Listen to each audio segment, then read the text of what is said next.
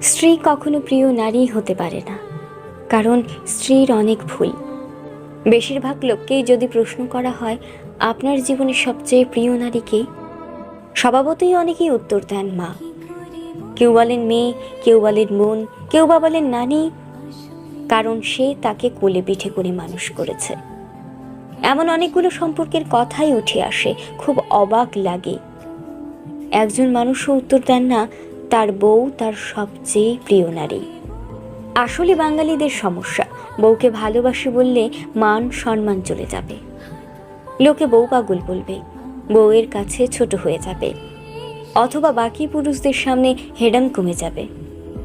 এমন একজন মানুষও কি নেই যার হাসপাতালে বেডের পাশে নির্ঘুম রাত কাটিয়েছে তার স্ত্রী, অথবা একসাথে জীবনের যুদ্ধটা করবে বলে বাবার বাড়ির অভিজাত্যকে